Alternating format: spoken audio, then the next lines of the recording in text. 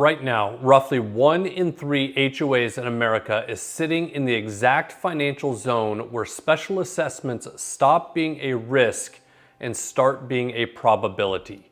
And when one of those bills lands, it doesn't typically show up as a couple $100. It shows up as $5,000, $10,000, $20,000 per household, and in the worst case, over $100,000 per unit for aging condo associations. But here's the part almost nobody tells you. In nearly every one of those communities, the board saw the warning sign months, sometimes years before the bill went out. They just didn't know what they were looking at. And in the next few minutes, you will. I'm going to show you exactly how to read this. At Solume, we work with managed and self-managed HOA and condo communities every single day. Volunteer boards, neighbors who stepped up doing their best with the limited time that they have, with a limited budget, and an enormous amount riding on their decisions. And one of the hardest conversations we have is with a board that calls us after a special assessment has already detonated. The homeowners are furious. Neighbors who used to wave at each other don't anymore. They don't even talk anymore. And the board feels completely blindsided, even though when we walk back through their financials, the signs were sitting right there the whole time. Here's the thing that I want you to hear before we go any further. Those boards in many cases were not negligent. They weren't lazy, they were just flying without instruments. They were flying blind. Nobody handed them the gauges. They didn't have the data displayed in a format that was usable to them. So that's what this video is, your instrument panel. We're gonna cover the 5 financial warning signs that show up before a special assessment, how to actually read your reserve fund instead of just nodding at it, the 1 delinquency number that should stop a board meeting cold, and why deferred maintenance is the accelerant nobody names, and a real 3-step plan you can run this month. Stick around for the reserve study section especially. It's the number almost every other resource explains badly. And getting it right might be the most valuable thing your board does this year. Let's start with the warning signs. 5 financial signals show up again and again before a special assessment hits. Learn to feel for these the way a good mechanic listens for a knock in the engine. Number 1, your operating account regularly dips below 2 months of expenses. Think of that 2-month cushion as the air in your lungs. When you've got it, a surprise repair is maybe just an inconvenience. When you don't, that same repair is an emergency because there's no slack to absorb it. If your balance is routinely scraping bottom right before dues come in, your community is living paycheck to paycheck and it only takes 1 bad month to tip over. Number 2, dues haven't gone up in 3 or more years. Boards love to brag about it. We haven't raised our dues since 2022. But costs don't hold still. Insurance, landscaping, labor, materials, all of it climbs every year. If your income is flat while your expenses compound, you're not saving your homeowners money. You're quietly handing them a bigger bill later. Flat dues for years isn't a discipline, it's a delay. Number 3, the board has been pulling from reserves to cover operating costs. This is a big one. Reserves exist for exactly one job: funding the big predictable replacements down the road. The roof, the elevator, the pipes. The moment you start raiding that account to plug a hole in this month's budget, you're borrowing from a repair you already know is coming. Number 4, major projects keep sliding into next year's budget. Once, all right, fine, things come up. But when that same roof inspection or pavement resealing gets pushed 3 years running, that is not a scheduling quirk. That's a pattern, and that pattern has a price tag that grows every year you wait. Number 5, your reserve fund is sitting below 70% funded. That's the line between a fund that actually protects your community and one that's quietly setting it up to fail. And if you're below 30%, that's not a yellow flag, that's a flashing red one. It's telling you, you gotta do something about this.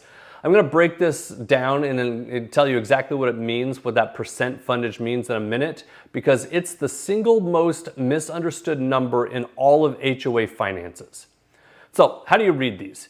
Any one on its own might be just considered a yellow flag, worth a conversation, but not an immediate disaster. But two or more showing up together, that's the engine knocking. And the loudest one on that list was the reserve fund. So let's open the hood and take a look at that. Your reserve fund is the single most important number your board controls, and almost no board reads it correctly, because almost no board understands the one metric that matters: percent funded. Here's the simplest way to think about it. Picture a long road trip. Your fully funded balance is how much gas you should have in the tank given how far into the drive you already are. Percent funded is just how full your tank actually is compared to where it should be at this point. It was never about having a full tank on day one. It's about having enough fuel for the miles still ahead. So what's a healthy tank? The National Reserve Study Standards lay it out in 3 zones. 70% funded or above is the strong zone. Special assessments here are pretty rare.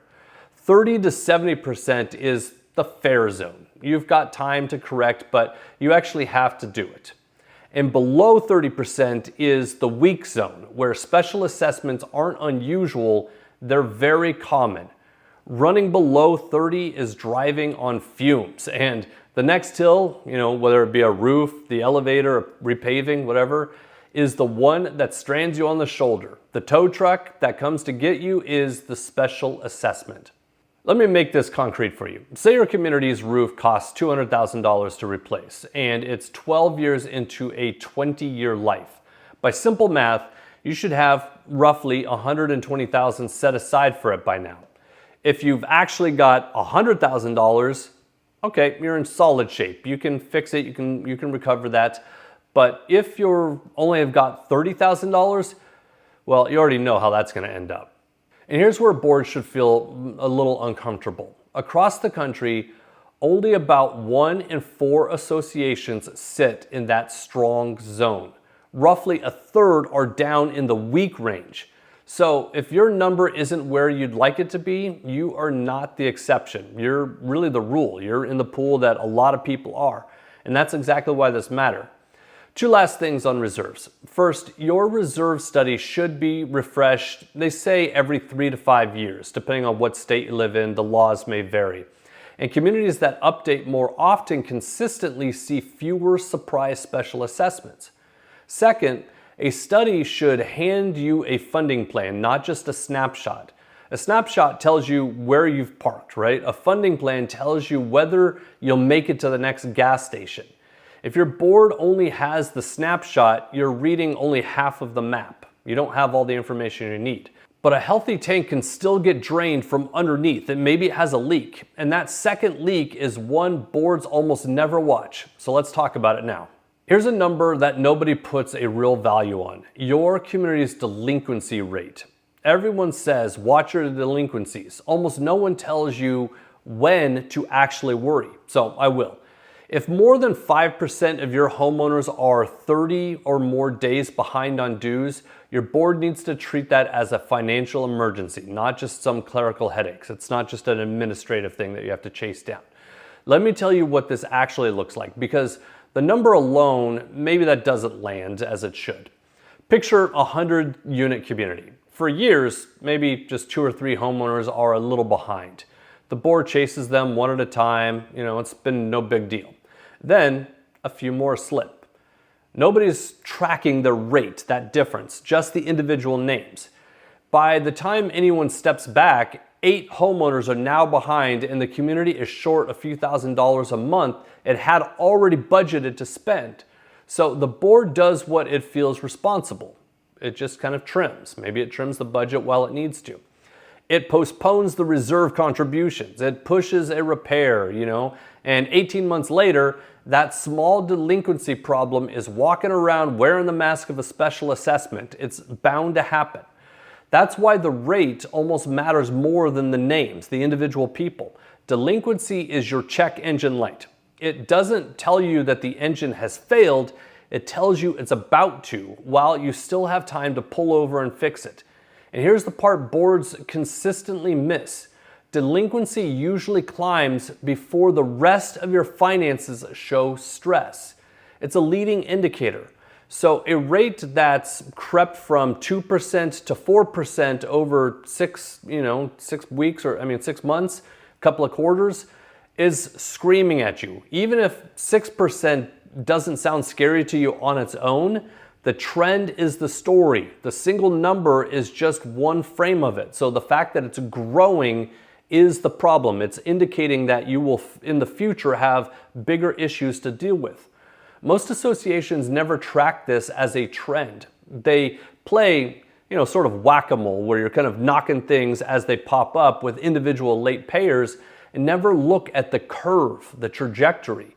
And that blind spot feeds directly into the most expensive mistake on this whole list, the one that almost always looks like the responsible choice in the moment. Now, on the one hand, and I want to be careful here because this is the section where boards usually start to feel a little judged, and really you shouldn't. If you've put off a roof inspection or delayed resealing a parking lot or decided the elevator can run one more year, I get it. You made a call because the money was tight and you were trying to protect your neighbors from a dues increase. That's not really negligence. I can understand why people make the argument that it is, but I understand the intent. That's really just a board trying to do right by the people that have trusted them. Every instinct in that decision was responsible, but I want you to actually hear that because the shame around this stuff keeps good boards from talking about it openly, and silence is exactly what lets it grow. But here's the mechanical truth you deserve to know. Deferred maintenance doesn't pause.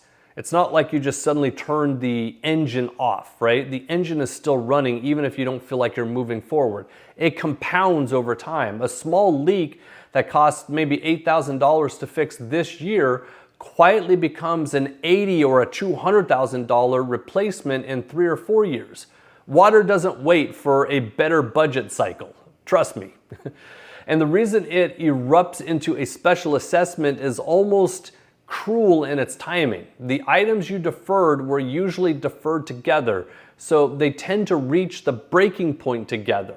Suddenly, the roof and the pavement and the elevator are all failing in the same 18-month period, and there's no single budget line item on earth that can absorb that, right? The board has to move, but there's no real money left in the account to do that. So if your community has a maintenance backlog, please don't hear shame in any of this. Hear the real problem, which is fixable. The issue was never that your board didn't care. It's that nobody gave you a way to see those costs coming while they were still small, while they were still controllable. That visibility problem, and that visibility is something that you can actually fix really starting now. So let's talk about this. If any of these warning signs felt a little too familiar just now, good. That's sort of the problem. That discomfort is often useful. Here's a 3-step plan you can actually run starting this week.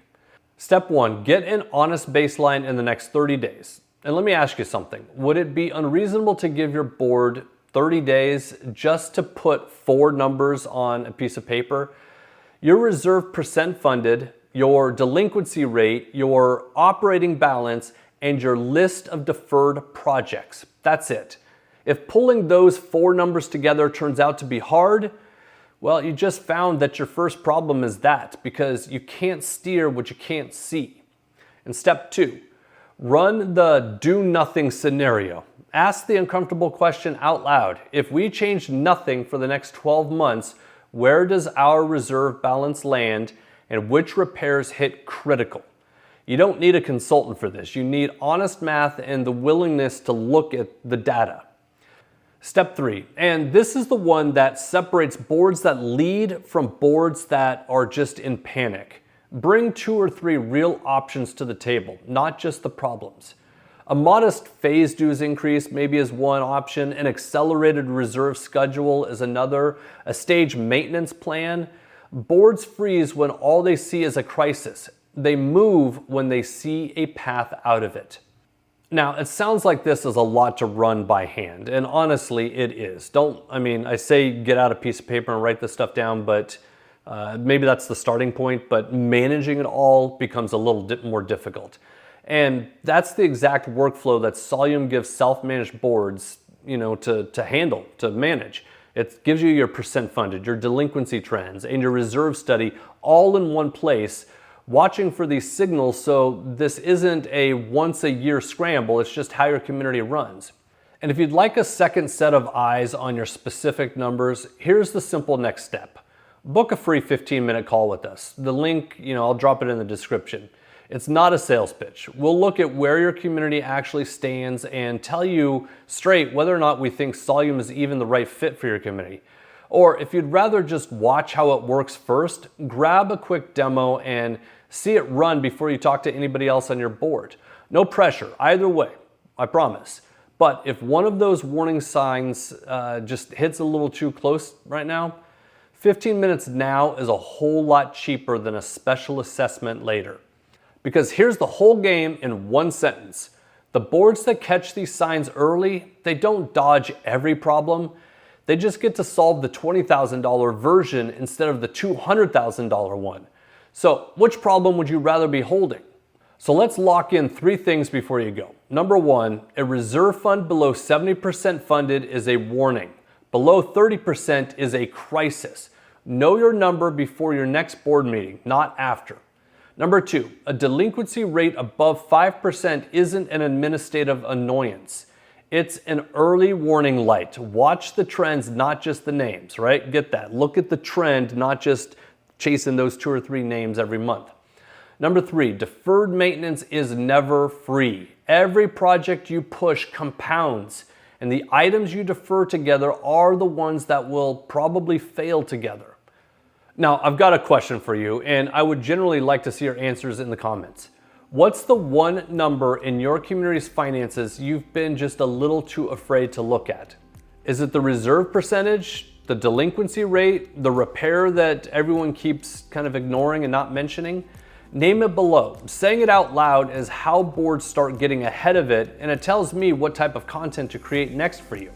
And if naming that number just made you, squeamish a little bit or your stomach drop a little, that's your cue, not your shame, right? Don't take this as shame. The 15-minute call in the description is there for exactly this. No pitch, just an honest read on where you actually stand and whether or not Solume can help you.